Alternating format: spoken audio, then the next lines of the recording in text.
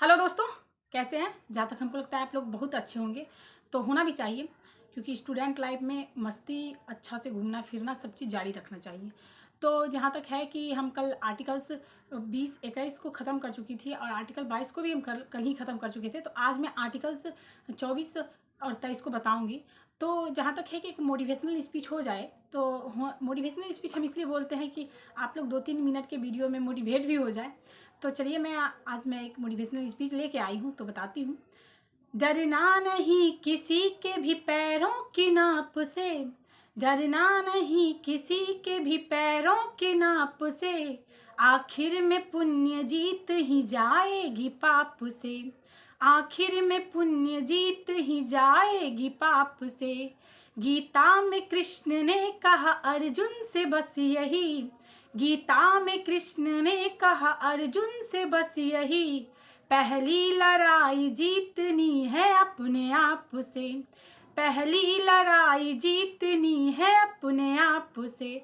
तो हमको लगता है जहाँ तक ये वीडियो आपको बहुत ही अच्छा लगता होगा और ये मोटिवेशनल स्पीच भी। तो चलिए मैं अपने टॉपिक पे आती हूँ और हमको जल्दी से ये टॉपिक भी खत्म करना है और 1-2 मिनट 5 मिनट आप कहीं पे भी इन्वेस्ट करते हैं तो इसे देख लिया जरूर कीजिए।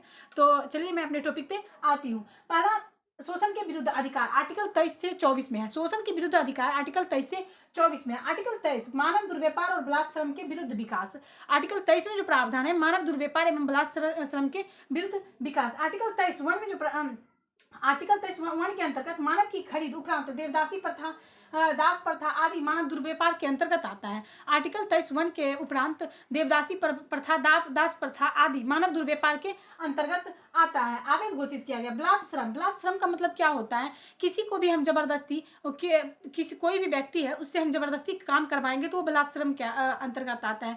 किसी को भी मजदूरी योग्य हम पैसा नहीं देंगे तो वो बलात्कार श्रम के अंतर्गत आता है और किसी से हम जबरदस्ती काम कराएंगे ये सब बलात्कार श्रम के अंतर्गत आता है। और आर्टिकल्स 23 वन के अंतर्गत इसका प्रावधान किया गया है।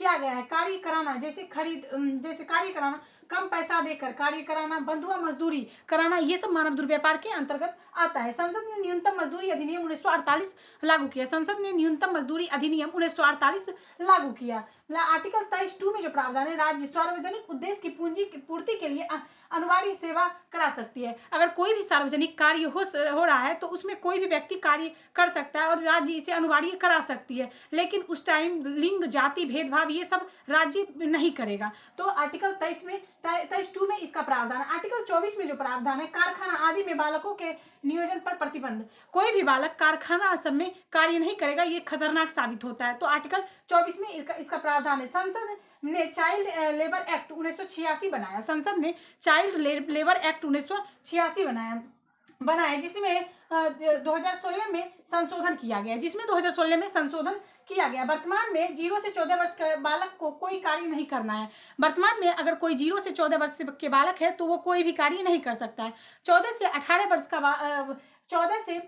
वर्ष का किशोरा किसी भी खतरनाक कार्य को नहीं करेगा। 14 से 18 वर्ष का किशोरा किसी भी खतरनाक कार्य को नहीं करेगा और 18 प्लस का के युवा कोई भी कार्य कर सकता है और 18 से ज्यादा के जो भी युवा है वो कोई भी कार्य कर सकता है। MC मेहता बनाम तमिलनाडु राज्य 1997। MC मेहता बनाम तमिलनाडु राज्य 1997 में सर्वोच्च न्यायालय ने बच्चों के पुनर्वास कोष की स्थापना, बराबरी का वेतन जैसे निर्णय लिया। MC मेहताबाद केस में सर्वोच्च न्यायालय ने बच्चों को बड़े के जैसे पैसे, जैसे कोई भी बच्चा अगर काम कर रहा है तो उसका जो बराबरी कोष है, पुनर्वास कोष है, उसको एक समान दिया जाएगा। बड़ों को जितना मजदूरी बड़ों को मिल रहा है उतना बच्चों को भी मिलेगा। ये MC मेहताबाद केस में 1997 में बोला गया। आर्टिकल धार्मिक स्वतंत्रता का अधिकार 25 से 28। धार्मिक स्वतंत्रता का अधिकार आर्टिकल 25 से लेकर 28 है। धार्मिक स्वतंत्रता का अधिकार आर्टिकल 25 से लेकर 28 है। आर्टिकल 25 में धर्म के उपकरण, आचरण, प्रचार प्रसार करने का अधिकार है।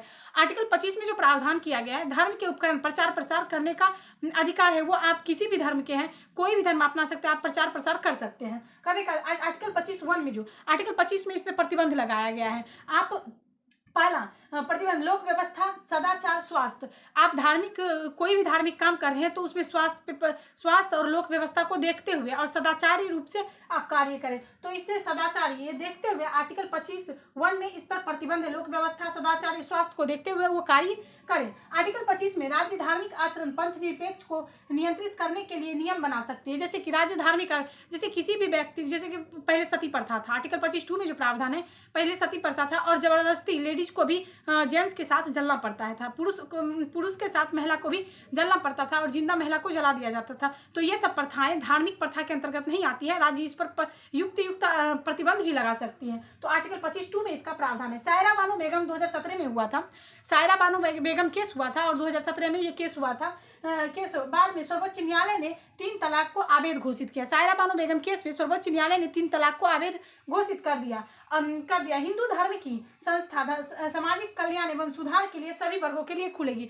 जैसे कि सुप्रीम कोर्ट ने यह भी बोला कि हिंदू धर्म की संस्था सामाजिक कल्याण के लिए सभी धर्म के लिए बराबर खुलेगी संस्था।